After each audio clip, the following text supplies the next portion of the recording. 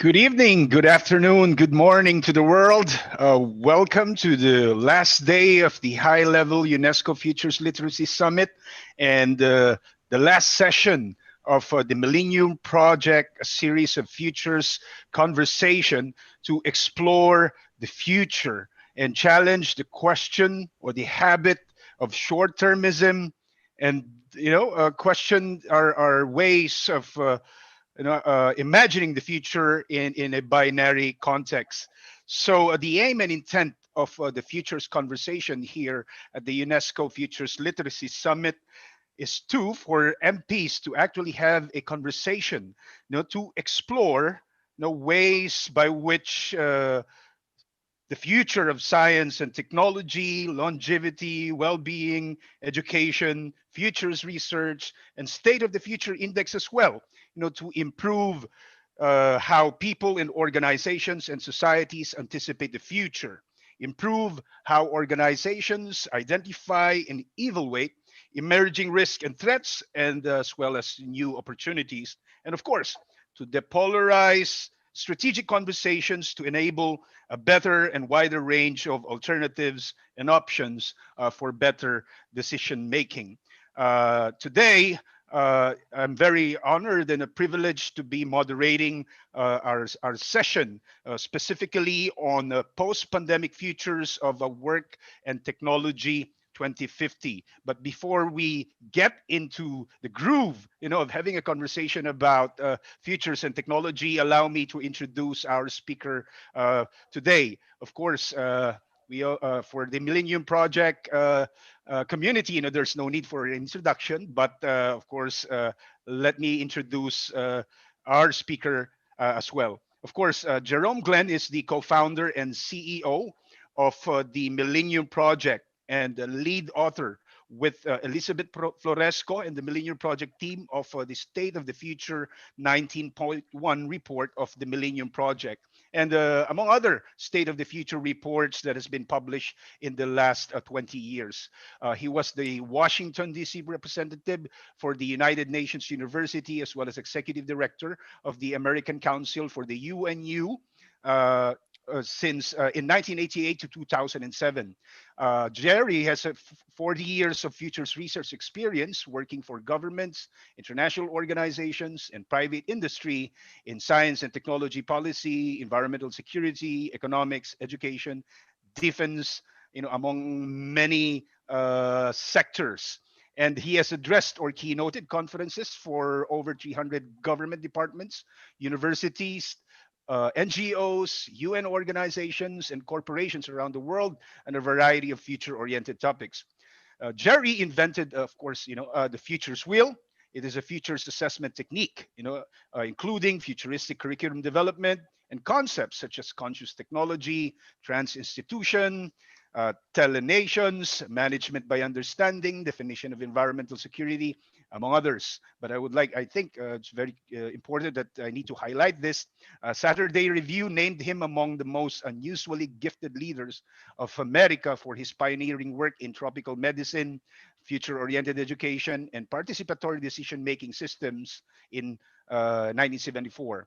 He was instrumental in naming the first space shuttle, the Enterprise, and banning the first space weapon in SALT II. He has published over 100 future-oriented articles.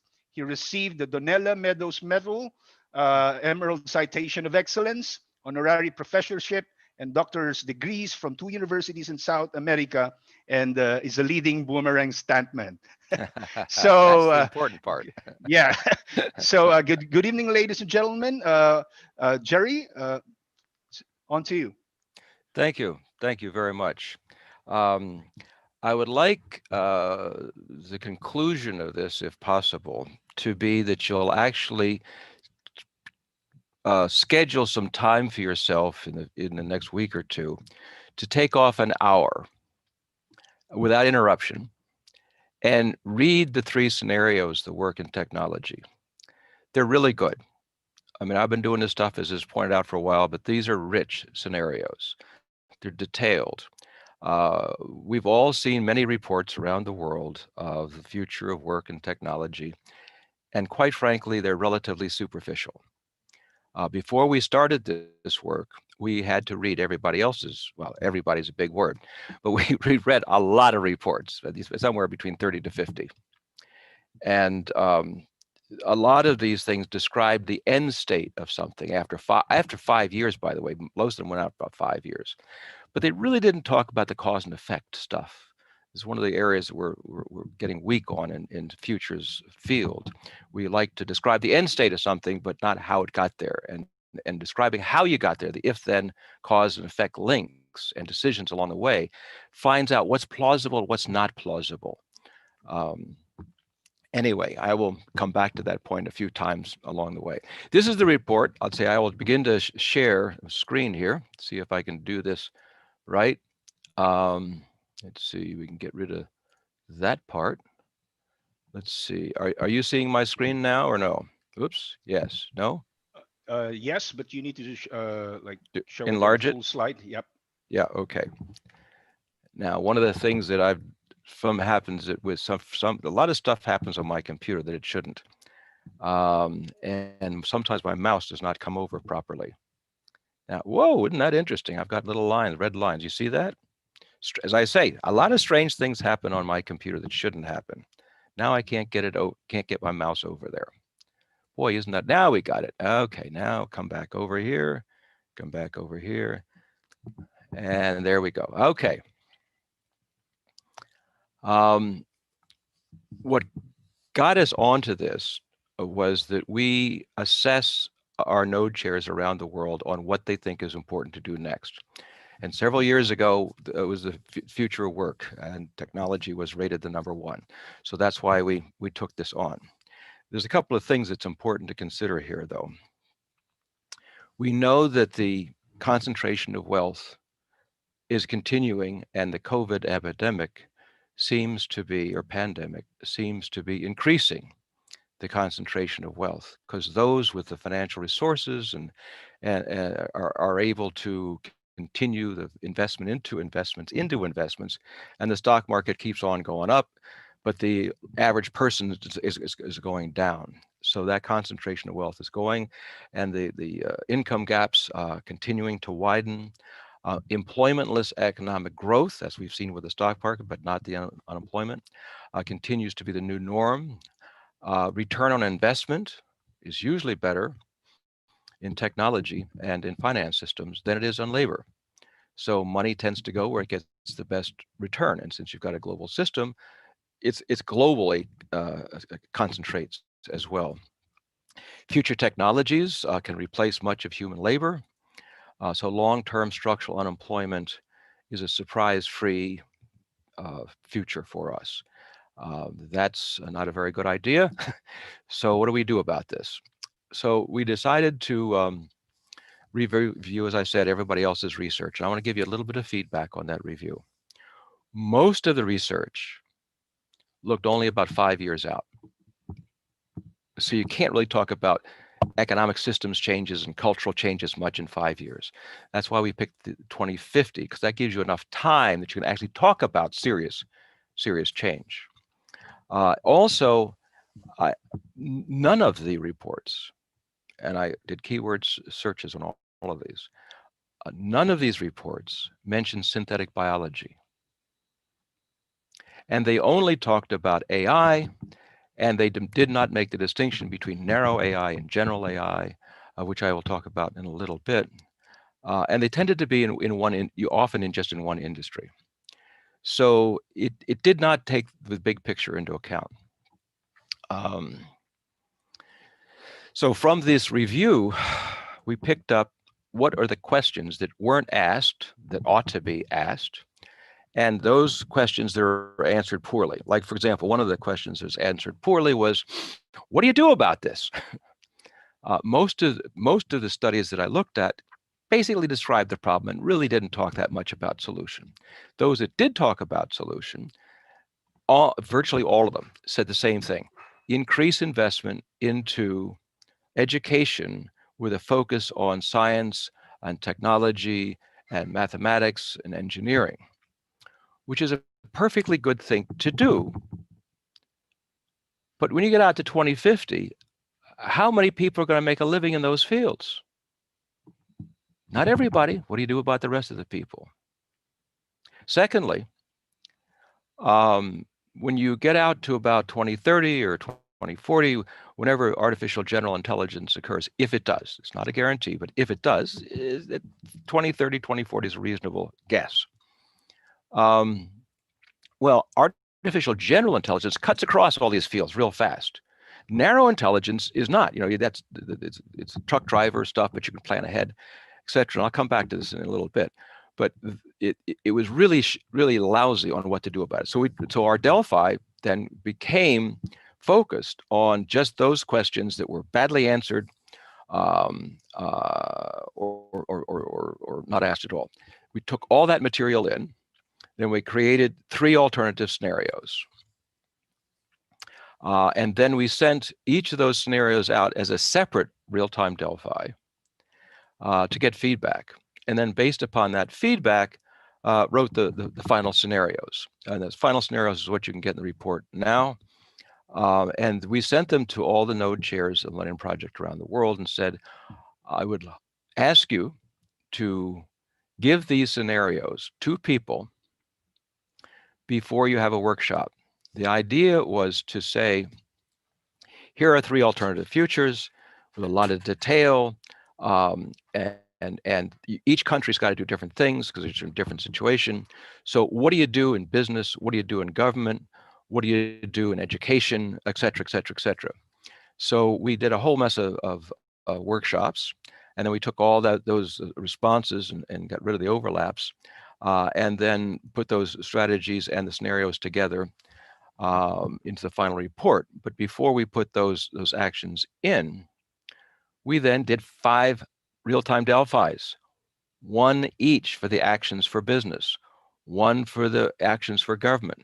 So all of these 93 actions were internationally assessed as to their likelihood and their impact and comments. And the comments, of course, are what makes it rich. So in the report, we distill those comments. This is really important for people who want to do this for real. It's a nice thing to teach in a university, but for those that want to have to do this for real, because having a strategy, and you've got to consider the upside and the downside of strategies. What are the various comments about this? So you get all these comments in there from different cultures and different professions. It's really a rich report. Okay, so then we make it out for public discussion like we're doing right now. I want to first start off with a clear distinction about artificial intelligence, which is not easy to do because artificial intelligence is not that clear, because there's a lot of different variations of it, a lot of different kinds of applications of it, and it'll get more complex as we go into the future. But for right now, I want you to think in terms of 3 kinds of artificial intelligence, just to make the conversation a little more coherent. The first is a narrow. The AI that drives a truck cannot diagnose cancer. The AI that diagnoses cancer does not drive a truck. And if you change the rules, it also gets messed up. Like, in Korea is a big deal when the first Go champion was defeated, and later in China. But if that Go program, that AlphaGo program, if you change the rules from a grid from 19 to 19, you changed it to like 20 to 20, AlphaGo would get all messed up because it's based upon a set of rules. It's a narrow definition. That's what narrow intelligence is. General intelligence is quite different. General intelligence is more like us in the sense that we can figure out what to do about a novel situation. We call our friends, we read some books, we do some internet searches, we do all kinds of stuff. But that's what general intelligence can do. It can also, if we have it, it can also do robot calls, so to speak, to call up experts. It can also search the Internet of Things. It can go through sensor networks. It can go through other AIs. It's general intelligence. It's not a narrow intelligence. Now, the reason I stress this is the difference between narrow and general, in my view, is like saying, okay, well, they're both artificial intelligence, right? Well, this is like saying the fax machine or faxing and the internet, well, they're both part of the information economy, information revolution. Yes, they are, but they're really different in their impact. It's that kind of gigantic difference between narrow and general. Now, I stress this because what you do in anticipation of narrow is a lot different than what you do in anticipation of general. Those distinctions were not made in those studies. And I am shocked that they were not made in those studies. Okay, and then the third one is the one that Elon Musk is warning us about, and Hawking, before he passed on, was warning us about, and that's superintelligence. That's what science fiction is warning us about. And I agree with them that we should be panicking now about that, even though general intelligence may be another 10 to 20 years. The reason is that if we don't get the initial conditions right for how general intelligence gets created, then how it evolves into superintelligence can be good or bad for us. In science fiction, saying, here's how it goes bad. We'd also like to know how it goes good. But superintelligence, the distinction that I make between super and general, is that superintelligence creates its own goals, its own modus operandi, its own approaches, its own behavior patterns, independent of our understanding. Independent of our understanding. And that's a little scary. That's like, as some people say, it's like creating a new species, a universal species on the planet. It just happens to be not cytoplasm, it happens to be other material, but it's a reasoning beyond and using stuff beyond our control. So these three distinctions should be made whenever you are dealing with people about artificial intelligence, so that you don't continue the confusion. Because just saying AI does this is like confusing between a fax machine and the internet. They're really different. And insist that when speakers speak about these things or seminars, that they make the distinctions. Well, were you talking about narrow here, or are you talking about general? And when you think about narrow, like take the truck driving. Yes, we can make a forecast about how soon artificial narrow intelligence will drive a truck without a truck driver. You can make some plans, and not all the change is going to happen in one day. So you can plan ahead in a linear way for this transition. You can say, okay, these truck drivers are going to be made obsolete first. They get the retraining for some new sort of work. You can plan ahead for this. And people are doing that. But for general, you can't plan ahead in the same way as easily, because it cuts across everything. So one of the big impacts, one of the big surprises in working on this scenario was you can see how unemployment can be affected and new jobs can be created at the same time. But when it hits to general, you could go from an unemployment rate in a country, for example, say 5%, to maybe 50 to 70% within a year or two after hitting general. That shock is we don't want to experience that shock. So that's one of the reasons for doing these scenarios, that's why we did these workshops around the world. Let's get thinking about it now, but it may take us 10 years or more to get it together. So that's we got to start now. Okay. Now, as I mentioned, these studies just talked about artificial intelligence and maybe even some robotics, but I saw none of them, not one of them, as I mentioned, talk about synthetic biology or genomics. And someone say, well, how does that impact? Well, first of all, I'd like to go on record that I think synthetic biology within 50 years will be understood as a bigger deal than the Industrial Revolution. Think of how many things biology can do that we don't do. And think about things that biology doesn't even do that we might be able to do. It's an extraordinary amount of stuff. And the biology and the technology will actually overlap and start to merge as well. Those impacts are just staggeringly big deal. Now, I'll give you a simple, tiny little example that you can use. For those who are not aware of synthetic biology, imagine you're sitting in front of a computer screen like this. You load up a little program and say, okay, I want a microorganism. So then all the genetic files and all the things that relates to like little microorganisms line up. So they're ready to go. Then you say that is in a spherical configuration. So then that lines up some more. And then that can pick up dust, and then narrows it down to a smaller amount. And finally find the genetic materials that you need in order to make a life form. So then you put this on your screen, you put the little genetic materials together, you assemble it like a CAD CAM sort of a system and check it out. Is that coherent? Okay, fine. Then you buy the genetic material, which you can do today. You buy it and assemble it, and then you create this little organism, and then reproduce like crazy. So it'd be, imagine like a little pile of sort of salt-like thing in your hand. Put it in the corner of your office before you go to sleep at nighttime. Then all night long, these little things are rolling around, picking up dust, and then ending up at the other corner. So the next day, you come into work or in your home, and you look in your corner, and you see this little pile of dust. And you get rid of the dust, and then it's ready to go for the next day. Now, no vacuum cleaner, no vacuum cleaner salesman, no vacuum cleaner parts, no supply chains, et cetera, all that line is unemployed. So synthetic biology can also cause unemployment, not just AI, folks. Synthetic computational science is another one that a lot of people are not paying attention to, and they should.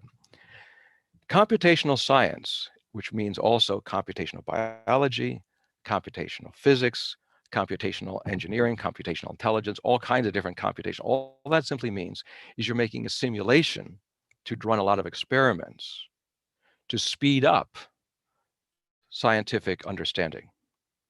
In the old days, including the present tense, we say you form a hypothesis, you design and explore, you do the observation, then form a hypothesis, then you design your experiment. Well, the experiments we have today, mostly, you'd put them in a laboratory. That's equipment, that's office buildings, that's personnel, that's all that stuff.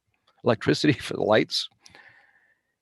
Now, if you can simulate what you're looking at and run a whole mess of simulations, so you're double checking, but you can do these things real fast, then you don't need all that time.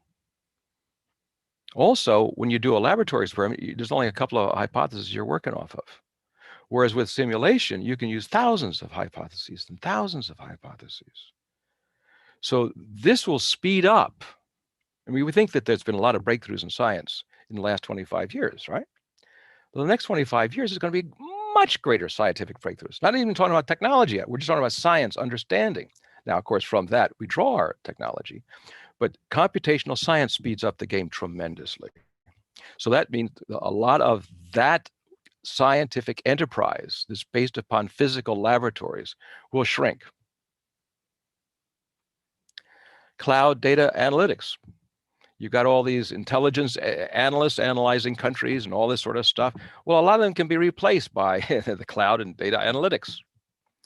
Nanotechnology, two kinds. What we have today is big machines making little things. Nanotechnology for coating of cars, paint, and all kinds of stuff. We're using it, a lot of nanotechnology today. But the big deal will be the one that hasn't happened yet. It's the one that Eric Drexler is talking about. This is where you have atomically precise manufacturing, where you're having little things, making little bigger things, making little bigger things, making little bigger things, making a house, so to speak. That part of the nanotech revolution hasn't occurred yet. When it does, it can become a gigantic thing, because that means that you can distribute the means of production to the world on industrial production, potentially. Internet of Things, tele-everything, tele-everybody, semantic web, quantum computing. You know, people go running around saying blockchain is a secure system. Well, with quantum computing, you can break codes faster. Quantum computing is going to be important for computer security, both ways, cracking and protecting. China, if you don't know this, you do a Google search. China, quantum computing, 2.5 billion years. Because they did a calculation that they claim would take 2.5 billion years to do in a supercomputer that they did in 200 seconds. So if that's correct, then the age of quantum computing is now here. You can also do a Google search on IBM public access quantum computer. They've got one with 53 qubits or so. So you can actually do running some experiments. So quantum computing is here now. It's beginning to take off. And the implications are for security are gigantic, computer security gigantic. Telepresence, holographic communications, intelligence augmentation, collective intelligence, blockchain, 3D, 4D printing, both materials and biology, drones, driverless cars, other autonomous vehicles, conscious technology, the relationship of consciousness and technology becoming a continuum. And the key point here is the synergies among all of these.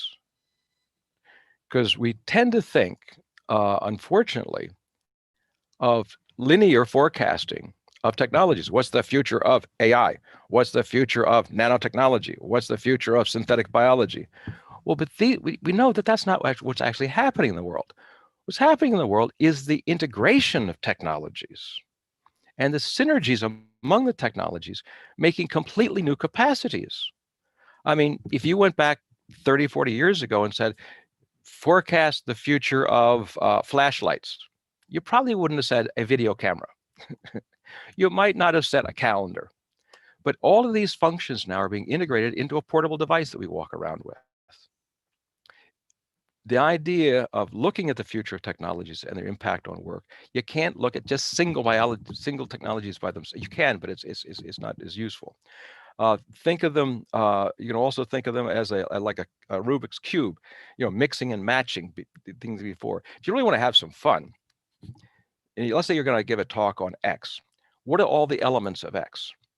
And then do a cross impact matrix. The element 1, element 2, element 3, element 4. You go right down the line. Then take the same ones across the top. How can element 1 affect element 2? How can element 1 affect element 3? And within each box, you say affect it in a good way, affect it in a bad way, because things can go either way. And so it's the integration and anticipation. One of the ways that we define wealth or making wealth is you're putting things in new combinations that people value. So we'll be doing that, these technologies together. Think of how they mix and match together, and then their impacts on work and the future of life in general. Okay, so each scenario is about 10 pages of rich detail with cause and effect links that illustrate decisions. Now, a little pause here. The original reason scenarios were invented by Herman Kahn at the Rand Corporation was to figure out what we didn't know that we should know about preventing World War III. Military historians' knowledge is based upon the idea that you still survive the next day. In other words, like after World War II, Japan is still there. After World War II, Germany is still there. But after World War III, thermonuclear war, we're not there. So the risk analysis and the way of reasoning is different than we had known before. So we had to figure out how do you deal with the unknown in this way? So Herman says, all right, we'll write a story, and it has to be plausible. So if we get to something that makes no sense, we have to stop and rethink. What happens if there's, and they're doing this in 1950s and 60s. So imagine that there's no, you're in the 1950s or 60s, and there's no thermonuclear war for 30 years, which means there's a different set of players in Moscow, and the world is in a different situation, and the technologies are you have all these unknowns. So how do you convince all these unknown situations that you're crazy enough to press the button? Remember, the idea of deterrence in the Cold War was you have to at least think it's possible that the other side might very well blow you up. All right? If not, then those little ships can go right into Cuba without a problem. So how do you convince 30 years into the future that you're nuts?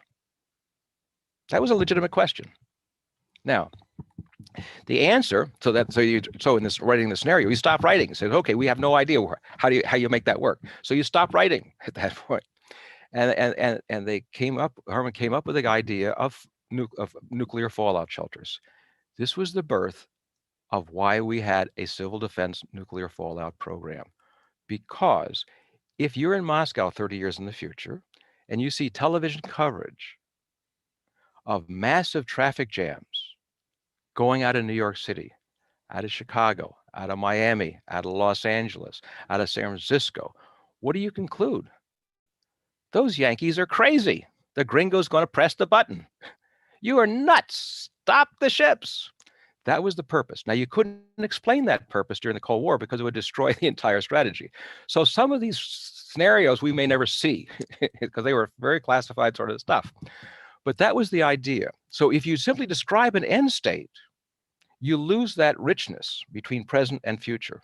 If you don't have the cause and effect links and the decisions, and you also don't find out what you don't know. Like, for example, when I did these scenarios with the work in technology, and in scenario 3, where we talk about the guaranteed income, I figured, okay, how do you make it financially sustainable? Because you're not doing it for just one day. It should be continuing. It has to be sustainable. How do you make it financially sustainable? Well, you would prove it by a cash flow projection, just like you do with a business. The money comes in, the money goes out over time. How does it work? So I couldn't find any cash flow projection on sustainable income. That was a shock. You have all these people talking about it, but they didn't have any cash flow projections. So I learned about that. So then in the Delphi, we had to say, okay, where's the new money coming from? So we had the elements to make the cash flow projection. All right. So the first one was called, it's complicated, a mixed bag. In this situation, the technological diffusion is a little similar to how it was with the internet. The internet sort of bounced down with packet switching around the world in different ways. It wasn't an even lockstep moving forward. It was a patchwork all over the place. And you have good decisions, and you have dumb decisions, and you have no decisions. So it's a complex bag, and that's a rich tale of 10 pages of explaining that complexity over time out to 2050. The second scenario, if you have friends that are just too Pollyanna, thinking everything's going to work out, have them read scenario 2. This is a nightmare, but it's a plausible nightmare. For example, we know that the internet is reinforcing silos of thinking. The more you click a certain way, the more you get that certain way, so that you get reinforced more and more with your little bubble of thinking. So the whole world continues to do this, which means the decisions that require cutting across humanity, like global warming, terrorism, other AI, other sorts of things that require human species decision, don't get made. Because the silo is just breaking up. You can't get across the systems because they don't trust each other. All right, so who starts to fill the gap of a lot of these activities as things fall down? Well, local militias, just like when any society breaks down, like Somalia or whatever, local militias take over. Organized crime takes over. Also, some mega corporations take over. So you have a much different political structure evolving into 2050 with this one. It's a pretty negative scenario. And if you get too depressed reading that, stop reading and jump to scenario 3. Scenario 3, everything works out just fine. This is where countries actually become reasonable. They anticipate these future technological changes. They do experiments on guaranteed income.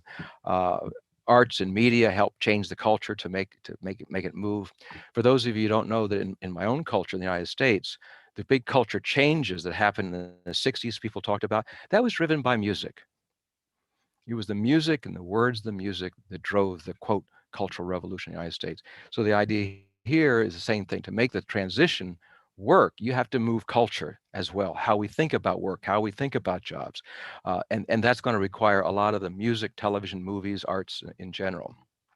Okay, here's the assumptions between the 3 scenarios. In scenario 1, business as usual, you still have about 2 billion people employed. Now, in the year 2000, the workforce is about 3,000. We're just talking the workforce, not total population here. And in 2050, projection is about 6 billion workforce, but that'll probably be a little higher because people will probably live longer than we think and be healthier than we think. But nevertheless, for right now, just conventional projection, maybe about 6 billion. So this means in scenario 1 out of every 3 people will have a conventional job. I mean, they have a boss, they have a salary, well, like we normally think about things. But that also means that another 2 billion people are either unemployed or in the informal economy, and maybe 2 billion self-employed, which is an increasing trend, is a projection. Business as usual, by the way, doesn't mean a lot of change. It means a lot of change to 2050, but it's predictable directional change, because we're having the acceleration of the acceleration. So it's still a lot of change, but it's understandable change. In number two, where you have a lot of things breaking down, you have only one people holding things together, 1 billion. Maybe 1 billion self-employed, but you got 2 billion unemployed and 2 billion informal economy. Informal economy is hard to change. Informal economy, for those who don't know, is basically that which is irregular. You're not paying taxes. You're not registered. You're sort of scrambling around to sell some stuff. Maybe you got a local shop in your house. You're not, and you're selling locally your community. This is about 65% of humanity today. That's a lot of us, and that doesn't change so easily. So even in the best case scenario, we figure that's probably about 1 billion people. Anyway, the big variable on the scenario 3 is 3 billion self-employed. We start to understand how we make a living out of being what we're interested in, self-actualization. To a large degree, like myself, I enjoy doing what I'm doing at this moment. And as those of you know, no one hired me to do this. We just Ted Gordon and I just invented this. And more people will realize that the internet makes it possible for people to find markets for their interests and skills so that they don't necessarily have to walk over for a non-existent job somewhere in the future. Okay, so those are the assumptions. And these are assumptions. Again, we're just provoking thinking here. The purpose of scenarios was to lead to workshops. The workshops lead to actions. Actions make the transition a little better. So even when they walked in the workshops, we said, forget about the scenarios once you're in there. It's just to warm you up to think. So scenario 1, as I mentioned, is a mixed success of all these different areas. Plus, you have these giant corporations growing beyond government control. This is projection. All right. Now, the early organization of humanity to a large degree was religion. And then governments grew a new power on top of that. Religion's still there, didn't replace it, but a new power got on top. The image that I think really makes this clear is Napoleon. The painting where Napoleon's getting a crown and the head of the church has the crown on a pillow. He's going to put the crown on top of Napoleon's head, and Napoleon goes, no. I crown myself. Symbolically, that's the transition. So you still have church, but new power grows on top. Corporations grow on top of that, which is going on very much right now and causing conflict between the two. And eventually individuals will realize how powerful they are with the new systems. So that becomes a new power on top of that. But at this point, those transitions are breaking down. I'm sorry, that's scenario 2. In this scenario, though, they increasingly grow. The new power of corporations don't replace governments. You still have governments, you still have religion, but the corporations just grow a new kind of power on top of that. But at the same time, you're living in a multipolar world and a multi-reality world. Your children will say, Grandma, did you really live in one reality at a time? God, that must have been really boring. How did you do it? Anyway, so we end up with a world that's hands-free, phone-free, laptop-free, AI symbiosis, with all kinds of technologies, just integrating the cyberspace and the technological space. So as you're walking down a street, you're in multi-realities all the time.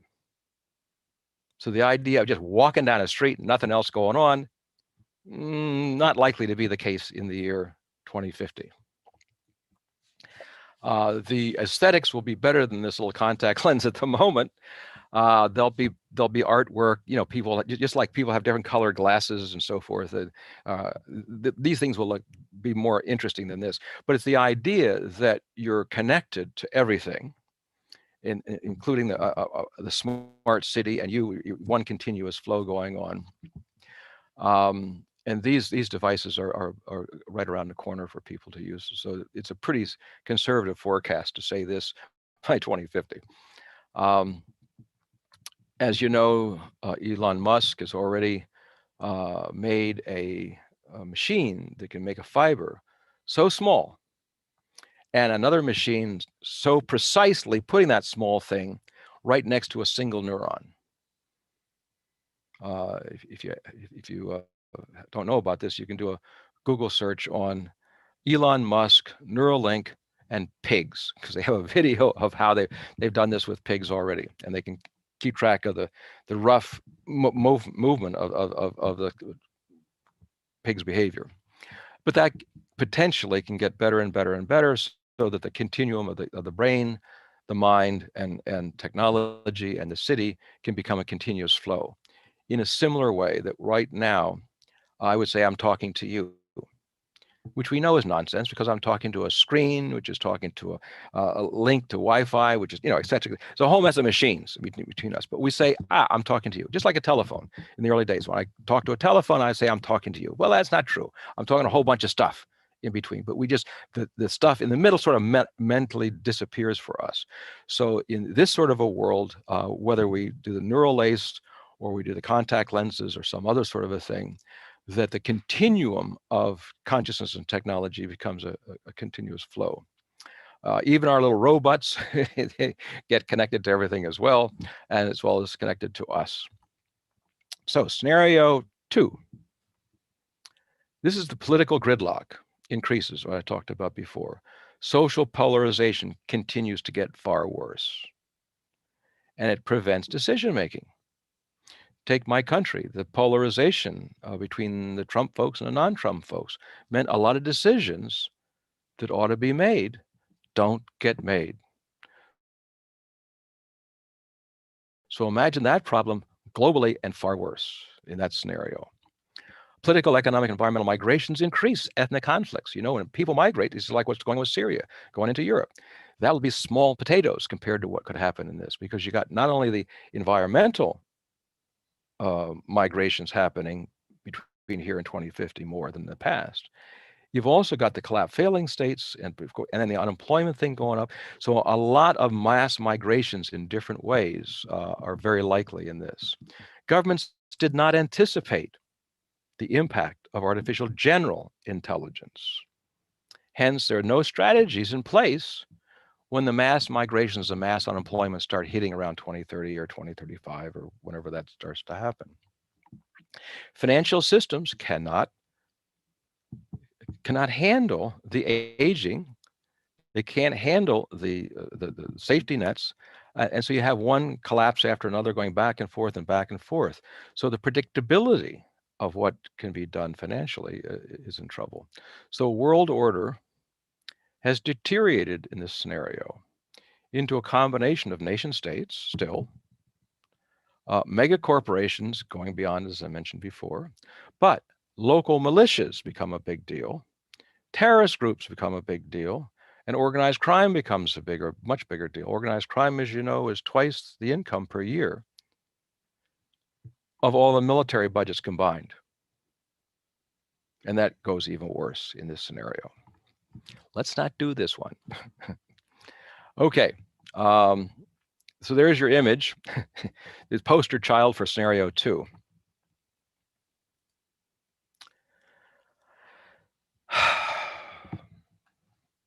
Let's see, I went the wrong direction here. There we go. Okay. So you've got organized crime, terrorism, corruption, and information warfare starting to overlap. So nobody can believe in anything. And if you don't have any beliefs in anything, you can't make decisions very easily, et cetera, et cetera, et cetera. We got to prevent this stuff. Makes democracy and free markets an illusion. It's all a fraud. Scenario 3, relax, it's all going to work out. Everything's fine. Governments become rational. The Millennium Project node chairs go to their governments and say, hey, you need to have a strategy for getting ready for general intelligence. You can't just say teach science and mathematics. There's more to the future than that. So they do this. And they conduct extensive research on how to phase in universal basic income. As you know, there's been a lot of experiments going on about this. And for those of you who haven't read them, it's pretty definitive now that when you give people a supplemental income, they don't become lazy. That was the big worry. If you give somebody for nothing, they'll become lazy. That's not what happens. There's a little bit of that, but that's not what really happens is people use that money to invest into something. They invest into a sewing machine and making a business. They invest in their children getting an education. They invest into something. They actually use the money. In general, health standards improve, education improves. This stuff's been shown in Finland. It's been shown in Namibia. It's in completely different places around Brazil, other places. So the question, though, is how do you phase it in a rational way? How do you make it financially sustainable? How does it work? So we've got time to do that, and we should start doing that now. So when we need it, we know what we're doing. Right now, I'm not very convinced we know what we're doing yet. Increasing intelligence becomes a national goal. Because if the world's going to get more and more complex and change happens faster, that means we may have to anticipate better, like this conference is trying to reinforce, and it means you got to be more intelligent. Now, we've got all kinds of ways of augmenting intelligence that we're not using. When I was a child, as many of you too, although many of you are not as old as I am, we were taught that the basic configuration of the brain does not change. If your IQ is 100, 10 years later, it's still 100. 10 years after that, it's still 100. Now we know that that's not true. The brain can rewire itself and get more intelligent. The plasticity of the brain is much more than we thought. And we're learning how to make ourselves more intelligent. On our website, there's 10 little steps you can do. Them. Each one is a little deal, but all together should make you more intelligent. So right now, the goal of education in most countries in the world are two things. One, give you knowledge and make you a good citizen. We would like to add a third one to that and make you more intelligent. We understand physical education, right? We all know why you can do jumping jacks and push-ups. We understand that you can become stronger, and we have physical education to make you stronger and healthier. We understand it and we do it worldwide, but we're not doing that about building the brain yet. So in this scenario, you build the brain. It's important because you want to have more and more people become more and more intelligent and hopefully more and more compassionate and ethical, because the technological means to create good stuff as well as bad stuff increases. So we need a more intelligent, ethical humanity. Self-employment is promoted in this scenario. It's not just evolving, because right now, the idea of self-employment, and I'm not talking just about informal economy, because that's self-employment too, but self-employment that actually makes some money so you can actually grow and move. That's not reinforced that much today, but it is growing in that direction. But in this scenario, it's actually promoted. It becomes an aspirational norm. Wow, you're running your own multi-holding company. All of us can be thought of as a holding company. You have many different skills, many different interests. So imagine, let's say there's 10 of those things. Each one of those, imagine them as being a mini little company. And you're finding the markets for each of those things. All together, you can make a reasonable living this way. We're not there yet. We're not thinking that way yet. And education is not training us to think this way yet. But in this scenario, it does. And one of the key variables on this scenario are the artists. Artists, media moguls, entertainers help to foster a cultural change from an employment culture and a jobs culture to a self-actualization culture. What the heck does that mean? All right. Most of you know about the psychologist Abraham Maslow. His teacher, Freud, told you how you go nuts. And Maslow says, well, here's how you go sane. So the idea is that sane people sort of go through an evolution and then go up and down as they need, because sometimes you get hungry, so you focus on food and not love and belongingness. But the society as a whole is going through this. Take a look at your air, water, food, shelter, sleep, clothing, reproduction, and so forth, the basic physical needs. You go back to 1980 or so, more than half the world was in extreme poverty. And it was a smaller number of population at the time as well. Today, with a much larger population, over 7 billion people, as you know, fewer than 10% are in extreme poverty. Now, yes, it's going to go up because of the COVID virus, maybe another 3 to 5 to 6 million people, 600 million people, yes, but that'll be a pimple. It'll these things go up and up. It'll be washed out. The overall trend is elimination of extreme poverty. That's the direction. You just dot out your lines, run the little mathematics, and you'll see that that's inevitable. So the COVID will just delay, I think, the inevitable.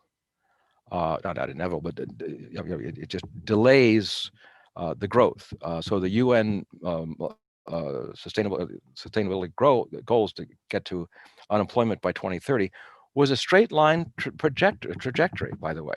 You do the mathematics, you'll see it.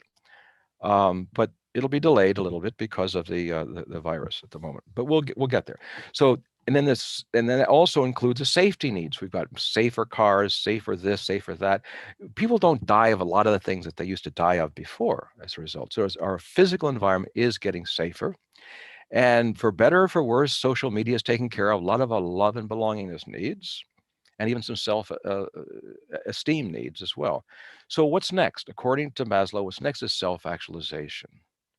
So how do I have, so you can have an economy for each of these sort of things, but you can also have an economy for self-actualization. How do you make a living out of evolving yourself? And how do you reinforcing that with other people? That whole phenomena can become an economic driver in scenario 3. I'll give you Jerry, yep, excuse me, just a yeah, time check. yeah. So we have several minutes left, and then what I would suggest is that we go straight to the session after your talk. We go straight to the session of Concepcion, and then we can entertain some Q&A after Concepcion Okay. presentation. Is that okay? Yeah, I thought, according to my watch, I'm 25 minutes into it. I thought I had an hour. Yeah, we're about to finish by 12. So no, for me, it's almost 11:53. Yep. Okay, let me see here. Okay, so I will sprint along. All right. Scenario 3, one of the vignettes is that you can have a personal AI avatar that goes running around the internet searching for you and gives you the daily wake-up call and says, hey, I've got 10,000 things you can do today. I know you can't do them all. So here's some that's just cool to do. And here's some that you can actually make some income. And I've already created for you your smart contracts. So all you have to do is approve it and you're in business. So you can literally invent yourself every day. So if we're augmented geniuses, take a look at these two guys here. How much of the future did these guys create? So if you have easily by 2030, 2050, millions, if not eventually billions, of augmented geniuses, how much of the future could they create? And these things are already in play. This is not necessarily a surprise free. Anyway, so we had workshops done around the world. These are the various ones. They came up with a whole mess of suggestions. I condensed them down because there's a lot of overlaps, of course. And then we did a Delphi on each one of these 5 categories. So all of these things were assessed. Great details in the report, really great. And here's some examples of some of the actions. One, of course, as I mentioned, make increasing intelligence an objective of education. In parallel to STEM education, create a hybrid system of self-paced, inquiry-based learning for self-actualization, creativity, critical thinking, etc. Create an international standards. This is important. We want to do this next study, as we're hoping to. Is create international standards for narrow and general intelligence with an international governance system to enforce them. Not necessarily like the International Atomic Energy Agency, but along that line. Because if we don't get that initial conditions right for general, as I mentioned before, we're toast. So anyway, so you can get a hold of this stuff later on. The nice part about the pandemic is that we're at a point where a lot of this technology and the work interaction becomes a big deal. We now have some time to think together about all this. You know, when children misbehave, parents will sometimes say, stop, time out, sit down, and think about what you're doing wrong.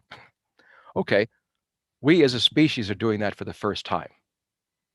We have a chance to rethink everything, economic systems, technological systems, human relations, all that sort of stuff. So you can get a bunch of these details on our website, and we can go to any questions or on to conception either way. Great. Thank you very much, Jerry. In fact, I have 3 questions for you, and I think our friends here have more questions to ask. But in the interest of time, what we're gonna do is we will let Concepcion present first, and then we're gonna like entertain some of the questions. Yeah. So. Okay.